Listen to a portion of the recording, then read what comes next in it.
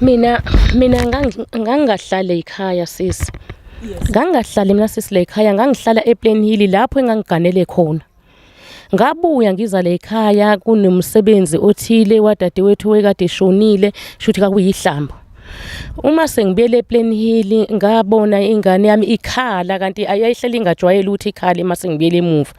Wakhala lo mntwana wakhala efuna ukuhamba nami ngathi hayi angicenga umani akamvumele ngoba phela umani wesuke engafuni ngihambe nalomntwana. Ayike umani ake amvumeleke ukuthi sihambe ngehlike naye ePlainhill. Hayi akuphelanga ngisho insuku isikhathi esinganani umntwana wafike wangitshela lapha ePlainhill ukuthi umfowethu uGugu wenze into ekanje. Eyibo angizange ngize ngikholwe. Angizange ngize ngikholwe ngangokuba ngadonsa ufenisi ngahamba ngokhuswazi ngayishaya lengane. Ngathi hey ngitshela iqiniso. Ngitshela iqiniso ukuthi ubani okwenze lento. Umntwana lokweshilo ngamshaya umntwana lokweshilo. Ngaze sengithatha ifoni. Ngifonele emsebenzini ke manje kuGugu ukuthi uGugu akakeze la. Kumina ke manje sike sizoxoxa naye khona lapha ePlainhill ngoba sasingasekho la ekhaya. Afika uGugu ngimbuze. Gugu ingane ngitshela ukuthi nokuthi. Hey sisi angizange ngikholwe impendulo angiphendula ngayo uGugu. Wathi nje ngikwenzile. Ngiyaxolisa makanonhle. Yonke lento engiyenzile ngiyenzisa uSathane. Ngihlaselwe uSathane. Alright ke kwase kusena afundi abele emsebenzini ngangimbize kade ephuma ezaphumezela ekhaya. Kwaphoqa ukuthi angisuke ke ngale ePlainhill ngize le ekhaya ngizobikela umndeni ke manje ukuthi hayibo nangu uGugu enza into ekanje. Ngafika ekhaya ngawubikela umndeni wami obhuti bami umana wekhona bekhona nobaba bakhuluma naye uGugu. uGugu wabandla akazange azaphike. Wehla wathi hayi ngiyaxolisa lento ngiyenzisa uSathane. uSathane waye wangihlasela. Ngizozama ukuxolisa. Ngithenga imbuzi ngigeze umuzi ngoba wathi ubabake wena uzogeza umuzi wami. Lothe wongcolisa. Wathi uzathenga imbuzi alontoza ageze umuzi kanye nomntwana. After that uGugu emva kwaloko uGugu kwaba nje sokuba nengxabano ke nje manje balapha phakathi kwethu ke nje manje ngoba phela njengoba sengibe ePlainhill sengiza ngala ingane yami esaba uGugu. Ngeke ikwazi ukubona noGugu ngeke izikwazi nje ukuza lekhaya. So kumele ke lengane ive ngiyithathe manje ngoyihlalisa kubo. Ngayithatha ingane ngayisa kubo sisi. Iqala engalithwala idombolo engalithwala ngokuthi ingane ngishiyeleni isukeleni la ekhaya yaya ku lapha kubo angiyilande. Wathula umkhonto phezulu uGugu emsamo kwamadlusi. Ubhuti wehleli la, umana wehleli la, ubaba weziphuzele welele la. Eme phezulu kwami nomkhonto nginengane ya 2009 engangibuye engangincelisa ngaleso sikhathi. Hey kwabanzima. Ngaleso sikhathi ke mina ke ngakhala. Awu Gugu ngixolele, awu Gugu ngixolele, awu Gugu yima. Wathi ngithi mulande lo mntwana lo kubo lo msekhona umlandele ezile ekhaya ngiyamfuna, ngiyamdinga uNonhlele ekhaya. Awu na kulungile Gugu ngizomlanda. Iyona igama elangisiza ukuba ngisukume phansi. Mangisukuma phansi ngabe sengibiza amaphoyisa. Amaphoyisa akathi uthatha isikhashana nje ukufika. Hayi naye futhi ke akalele ke kwasesokulethi nje ebusuku. Naye futhi akalele ke uwalindile amaphoyisa. Afika ke amaphoyisa nje lolo suku lolo angithola ngalo umkhonto sisi ilolo suku futhi lelo ahamba ngalo. Ezigamekweni futhi esingaphambili engishaya ke futhi wayengafuni noma ngiyithume nje ingane mina ngumzali. Wengafuni nje ukuthi ngiyithume ke nje. Make yahamba odlala komakhelwane nezinye izingane. Ayayizushawa izobulawa. Ayizushawa izobulawa. Ngiye ngilweke phela uGugu ye kumntanami umntanami behambile nje ubeyodlala wenzeni phela ngeke ngadlali ngoba naye uyingane njengezinye izingane. Hayi isibhaxo kuphela. Sahlangana phezulu ke nami ngivikela lo mntwana esishaya lengane eshala ukuthi ihambe yodlala komakhelwane. wahlafaza ifoni yami-ke ngoba manje sengidiniwe namanje sengithi ngibiza amaphoyisa ngoba uxhaphaza umntanami yabona umshaye kanjani. Uvuna thatha imbazo wahlafaza wafoni leyo. Sisi, uGugu umfowethu. Umfowethu uGugu sazalwa indoda nomfazi emshadweni. Gugu ngangakaze ngixabane naye. Angimazi nxa waGugu mina. uGugu umuntu obekholwa, uGugu bethandaza. Indlela bethandaza ngabo ungafisa ukumlandela uGugu. Kodwa kuphela ukuthi ubebuya athi mele ekhaya akube nomoya nje ongawazi ukuthi owani mabe esekhaya ngoba ngiyakhumbula ngolunye usuku waxabana nobaba nje ubaba uziphuzele kuba beyazikhulumela umbuzo ukuthi silamba sihlupheka ebhungukile ehlele egoli wayethi sidlana wavuka nesigqiki washaya kubaba isigqiki yabona sisi la emakhaya sindiye uyakwazi ehlathini nje mawubona la kusahwe khona kahle isigqiki nje sihle ubuye naso uzoziqothela ngaso emlilweni wasuma sosigqiki washaya kubaba. Ubaba wazi wahamba waye esibhedlela wenzelwa incwadi angazi esibhedlela kwabuya nencwadi ethi akambophe uGugu. Wathumana awu baba mtsiyadzika babake uze ungambophi umntanami ungamubophi muxolele. Sonke ke sasimxolisela ke ngoba kwakuyiphutha lokuqala lelo sasilibona ngaso isikhathi kanti uzodlulela phambili enze futhi elinye iphutha. Kodwa yena uGugu ayikho into eyingxabano eyake yakhona phakathi kwami naye nalemndeni nje. Singane zomfazi oyedwa nendoda futhi eyodwa. Kwaba yilo sathane ke nje lo wamfikela kanjalo njengoba wachaza ukuthi uSathane futhi owubonakala vele ukuthi lento uyisathane ethe yehlikela kuthina kulomndeni wethu sibe nebhadi ibhadi lazokwehla ngomuntu okholwa kangaka. Alright, masixolise kakhulu ngako konke odlule kuko. Mhlambe manizama ukubheka ngoba nithi ube umuntu ongaxabani kakhulu nabantu kodwa kulezi gameke ezizenzeka mhlambe ingakhona indlela enithi nikhuliswe ngayo mhlambe eyenza ukuthi yena yedwa abe umuntu ongathuba nolaka sometimes okanye oye enze nje izinto masezenzekile zibe exaggerated kakhulu. Sisi njengoba sengichazile nje ukuthi uGugu ube umuntu obe right elungile besibambisana naye la ekhaya sisebenza sobabili efemini sihlanganisa imali senze lonto esiyenza sithenga ukudla. uGugu umuntu obesiphilelana naye thina sike emakhaya la sibhanda ngisho udaka bengithi mangiqala ngibhanda indlu sibe siplanile ukuthi uyaqala manje ucinta igceke siphathene njengengane nje sandawonye njengisho usho ukuthi nje uwahlaselwa ngempela yilo Sathane uwamhlasela. Nje wahlaselwa uSathane nami ngivumelana naye entweni ayisho la emndenini ukuthi uSathane nayisho futhi kumina ukuthi uSathane nami ngoba ngiyakholwa uSathane vele uyakwazi uma ukufikela ngalondlela ukufikele ngayo ngiya understand yaleso simo sakhe.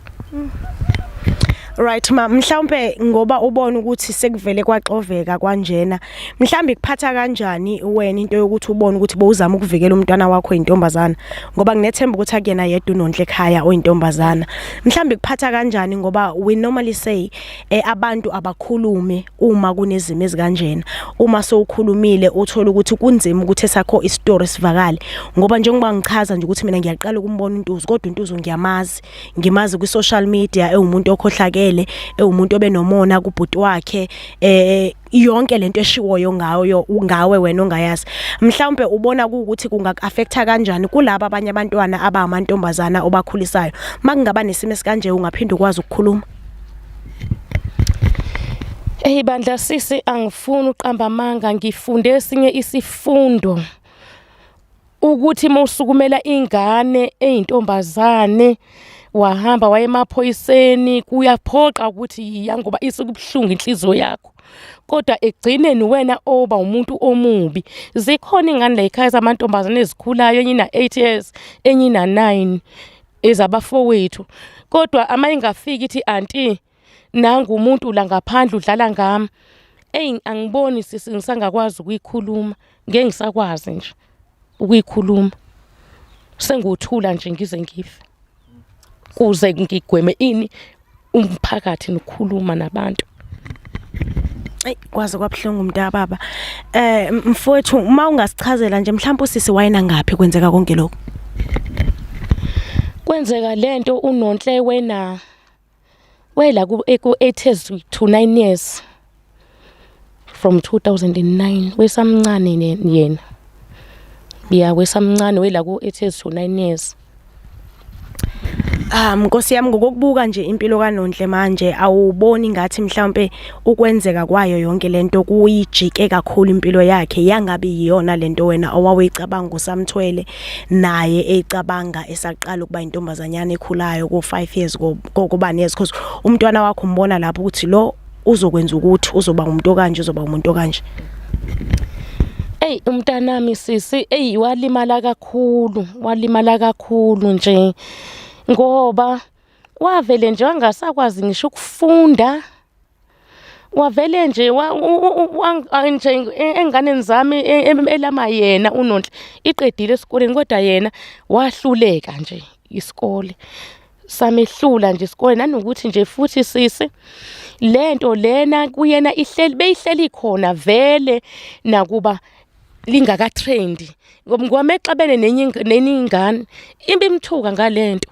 Lento nje kuyena ihlezi nje ivele inhlamba nje ehleli khona. Once waxabana nomuntu nje umthuka ngalento. Inje into kanti futhi yona lento iyamthunuka yena. Ngike ngiboneke futhi mangabe kukhona umuntu athandana naye futhi uyakwazi abeyaphinda amthuke ngayo lento. Ngoba bayamtshela abantu ukuthi lo wadlwengulwa kwaba u1 kwaba into kanje amthuke naye ngayo futhi lento. Nkosi yami ma siyaxolisa kakhulu ukuthi nomndeni kuye kwafuneka ukuthi nidlule esikhathini esikanje. Mhlawumbe mangingavela abantu abanenhliziyo enhle nabalethwa uJehova kunina mhlawumbe ubungahalela ukuthi nisizakala kanjani ngoba ngicabanga ukuthi ezumndeni awakapholi amanxeba.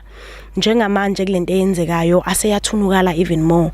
Mhlambe yipi indlela ebeningathi nje Nkosi yami singakuthanda ukusizakala ngoba sithe masixoxa naye udadewethu wasivezela indaba yakhe nesikole ukuthi uphele kuphi nokuthi inaffecta kangakanani nokuthi wena esakhe isithombe emphakathini sesisibi kangakanani not only Harrisburg kodwa nje iHerigwala yonke njengoba ngisho ukuthi nami ngiyamazi uNtuzu kodwa ngiyaqala ukumbona namhlanje.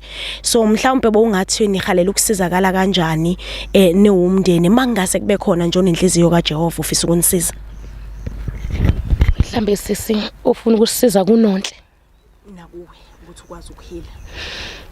Sisi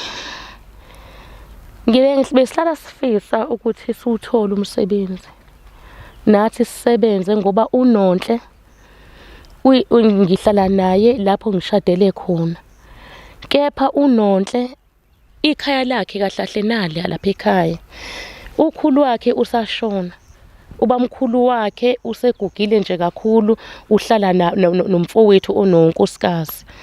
So uNonhle kahle ungathi bengathola umsebenzi okanye mhlambe uNonhle engathi angathola nje umsebenzi nje bandla akwazi ukusebenza kodwa futhi ngokwami ngangifisa ukuthi engathi athola uxhaso nasekufundeni. Engathi athole isikole esizokwazi ukumncenga. Sisi nje angazi kona ngoba impilo kona kuyena inzima ngoba akanayo ugrade 12. Uyafisa kona futhi ukuqhubeka nesikole into isikole uyayithanda. Uyafisa ubone izingane ziphumelela ukuthi naye engathi angaphumelela kodwa manje lento yathanda ukumshaya nje. Yathanda ukumshaya nje kakhulu nje empilweni yakhe. Yathanda ukumshaya kakhulu kanti uyena manje kubazukulu kumele ngabe uhlala lapha ekhaya uvuse ekhaya lababa noma nodade kanye nodade wabo manje uyena omdala uyena futhi ongena lutho.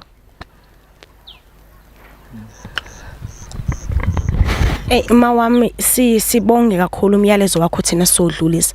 Mhlawumbe bowungathini kubantu nje jikelele ngendlela esiphawula ngayo ezimeni esingenazo esingenalo iqiniso eliphelele ngazo noma ezimeni mhlawumbe esingakaze thina sadlula kuzo ngoba sikakaze sadlula entweni enjena kodwa siyabantu bokuqalwa ukwazi ukuthi bekungamele kubenje bekumele kubenje mhlawumbe ungathini nje mawusiqwashisa ngoba nginethemba lokuthi akubi nomthelela omuhle empilweni yomuntu kuyamlimaza kakhulu kumphindelele. Hey nje sisi-ke lapho ngingasho nje kwamele ngiqwashiseke kubona besifazane abazalayo abathwala ingane inyanga ezo-9 ukuthi ingane yentombazane idinga ingahlukani nomuntu omzali wayo wesifazane ngoba nami yenzeke lento ngoba ingane ngangahlali nawo ngiganile baye bathi abazali mangabe ugana ingane ozalile ekhaya zishiye ekhaya uhambe kepha mina ngingathande ukushayeka so ngiyinto engayisho nje kubona ngathi nje ingane yentombazane iyayidinga ukuhlukana nomzali wayo wesifazane ngoba isho ukuthi ingane ebuye engadlala nje abafana angazi nje ngingathini futhi ngizothini kodwa ingane yentombazane ingane edinga ukugadwa ihlale nomuntu wesifazane onelihlo ukwazi ukuthi asheshe abone izinto ngoba mina ngaphuza ukubona ngoba ngangingahleli eduze komntanami. Right, siyabonga kakhulu ma umbuzo nje wokugcina bengingafisa ukwazi ukuthi makwenzeka mhlambe ukuthi uyabuya noma ngokusasa ubhuti ubudlelwane benu busengaqhubeka kulula kangakanani ukuthi umxolele niphinde nihlale phansi nomndeni nibonisane. Sisi njengoba ngike ngasho eqaleni ukuthi lo muntu lo uGugu owa1979 mina ngwa1982 siyalamana noGugu mina ngilama uGugu sisi njengoba ngilama uGugu mina lento ngesikhathi yenzeka ngaba nomadida engqondo yami ukuthi into engizoyithini lena ngoba uGugu menza kanti ungiqedela ikhaya uyezwa sisi ngaze ngathini uGugu mangabe kufanele ngimxolele mina kumele ngimxolele ngoba mengaxolelwa umina ubani umxolele njengoba selamana nje nganginabo ubuhlungu bukaNonhle enzeke lento nginabo futhi ubuhlungu bakhe futhi lokuthi naye futhi ngiyabona kwamina ngangihlaselwe usathane ngaleso sikhathi ngoba nginobuhlungu bukaNonhle ukuthi wenzeke lento uGugu menze lento nginobuhlungu futhi bukaGugu ukuthi mayiwe ma futhi uGugu umntaka ma futhi umntaka baba futhi siyalamana naye andisibonisana naye futhi ngezinye izinto lekhaya so mina sisinto engishoyo uGugu maye ezehlisa ngingamxolela mina uGugu ngingamxolela futhi mina uGugu hayi ukuthi ngingamxolela manje ngoba sokunalisimo sokuthi ukuthi kumele ukuthi aphume mina kade nje ngamxolela uGugu sengamxolela nje kudala ngoba nami futhi sibe sengifisa ukuthi uGugu aphume kule ndawo ahleli kuyona kuukuthi ngenxa ukuthi angifundanga angazi ukuthi mangabe ngifuna manje ukungena imibhudu nemibhudu ngingenza njani yabo ngoba la khona la ekhaya emndenini bese sihlale phansi sikhuluma uthe madoda hayi kona usehlalile lapha usedinga ukuthi abuye phela naye azoqhubha impilo yakhe naye kodwa kuukuthi ke mawungafunda ngaso sonke isikhathi uhlala uphanishekile ngoba manje uyafisa ukuyenza into awazi usukubhenga lapha nje ngichaza ukuthi uxolo ke kumina laba khona nje kudala lehlela kumina. Mangingabuza nje ma unabo abantwana abakhe ubaba uGugu? Akanabo abantwana uGugu. All right. Siyabonga kakhulu ma ngesikhathi sakho siyabonga ukuthi nisamkele emndenini wenu gubha izindaba zomndeni ezingasidingi, kodwa ngenxa yokuthi sibona isidingo sokuthi siyadinga ukuthi silive icala likadade wethu, siphinde sizwe nakwicala lomndeni ukuthi bona babona kanjani okanye kwenzakalani. Siyabonga kakhulu ngesikhathi senu. Sengathi uJehova angawathoba amanxeba, sengathi uJehova anganiprovidela ukuthi konke enicelayo kwenzeke ngendlela enifisa ngayo. Siyabonga. Yebo sisi, kodwa-ke bengicela bandla ukuthi engathi nabantu ngake nisikhuzeleke abantu. Ngoba manje sihleli kabi manje funeka izithombe zethu funa sidutshulwe mina nje ngiphuza amaphilisi e-BP, nginamaphilisi futhi amanye engiwadlayo nje aphethe impilo yami. Manje sekushaya isikhathi sokuthi angihambe ngiwalanda, sesishayile ngisaba kwakuhamba ukolanda lamaphilisi ngoba ngazi ngizohamba phi. So-ke nje shuthi ngizohlala la ekhaya ngingawaphuzi. Ngicela ukuthi bandla kodwa onisikhuzele abantu le ndaba le indaba yala ekhaya kaDlamini. Le ndaba lena indaba yomndeni kaDlamini, kumele futhi ixazululeke kwaDlamini ngoba umphakathi wona wongalali la ekhaya, wongalali kaDlamini, nawo ulala emizini yawo. Ithina kaDlamini esasibhene inkinga futhi sasingesikwazi kuma phezulu kwentaba simemeze ukuthi hayibo naku ku1 no2 no3. Sicela bandla ukuthi bake behliseke phela manje ukukhuluma. Ngiyabonga sisi.